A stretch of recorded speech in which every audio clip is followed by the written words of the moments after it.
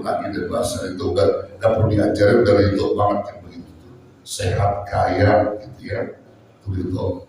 Nah kalau kita ridho pada saat itu diperintah juga ya, tapi itu juga dalam konteks ujian. Bersyukurkan kita kepada Allah saat kita diberi sehat, diberi kaya dan seterusnya. Itu udah kita bahas. Lalu kemudian yang kedua juga kayaknya udah kita bahas. Ya, dari sinilah kalau kita pengen mengetahui hati kita ridho kepada Allah atas apa yang diberikan, mala yulazimuka kal masaib wal amrad wal alfaqat. Saat tidak lazim padamu seperti terjadi musibah-musibah, apakah itu kematian saudara kita, orang tua kita, anak kita, wal amrad, dan sakit yang Allah turunkan sama kita, anak kita, saudara kita, dan seterusnya, wa al-faqr, dan juga kefakiran atau kemiskinan. Maka disitulah sesungguhnya kalau kita mau lihat di situ ada ridho atau tidak. Kalau kita bisa terima itu semua, berarti kita ada ridho terhadap pemberian Allah yang telah diberikan kepada kita yang gak enak-enak. Terjadi musibah kematian, adik kita, saudara kita, kayak kepala ulama saya, apa sekarang juga saya sedih, adik saya meninggalkan saya karena sakit sedih, tapi kita bawa lagi, ya Rabb, kau yang punya kuasa, aku cinta kepada adik saya, tapi kau lebih cinta ya Rabb, bisa berdoa buat dia. Begitu sudah. Ya. Jadi gak ada lain, siapapun itu.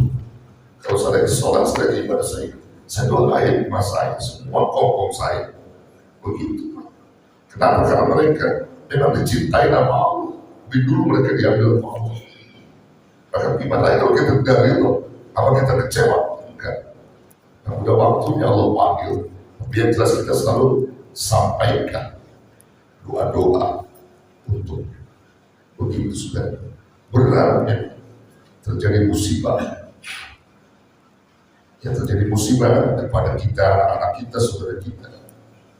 Juga begitu juga terjadi sakit kita berat, kalau kita nggak ridho, nggak terima, kita salah, saudara.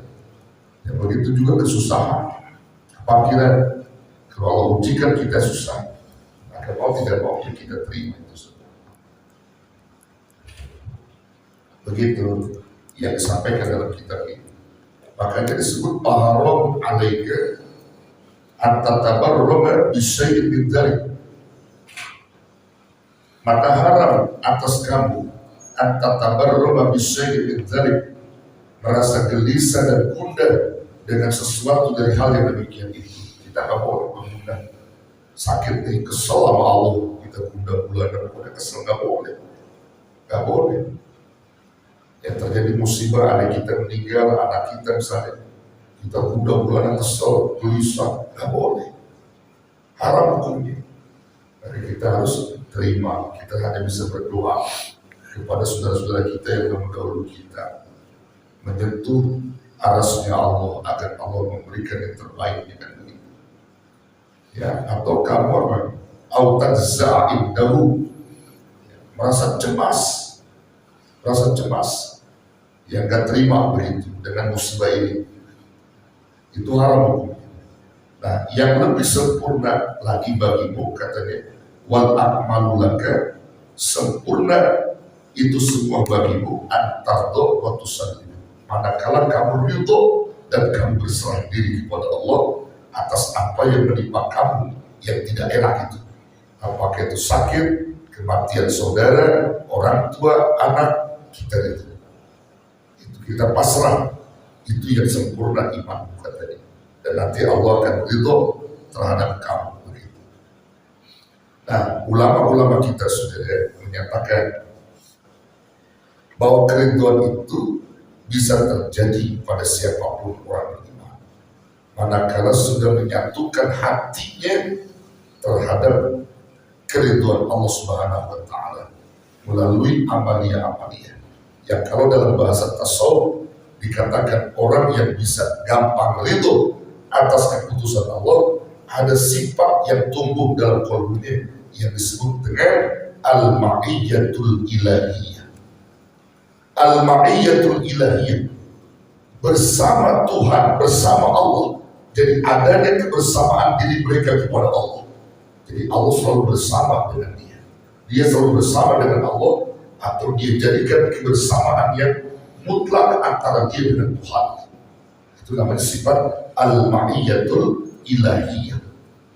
Kalau udah punya sifat al-ma'iyyatul ilahiyah ini, maka mudah kita ridho terhadap apa yang sudah diberikan Allah. Karena dia yakin kalau sudah al-ma'iyyah, udah bersama Allah, maka Allah akan berikan yang terbaik kepada orang ini. Dan sebagaimana Allah berfirman dalam Al-Quran, kata Allah, wa huwa ma'akum aynama kuntum. Dan dialah Allah selalu bersama kalian di mana saja kalian berada. Jadi kita di mana aja berada, selalu bersama Allah. Itu Allah yang mengklaim. Dia Allah selalu bersama kalian di mana kalian berada. Jadi kalau Allah bersama kita, begitu, ya, maka di mana saja kita sulit untuk berbuat yang haram, berbuat yang dosa.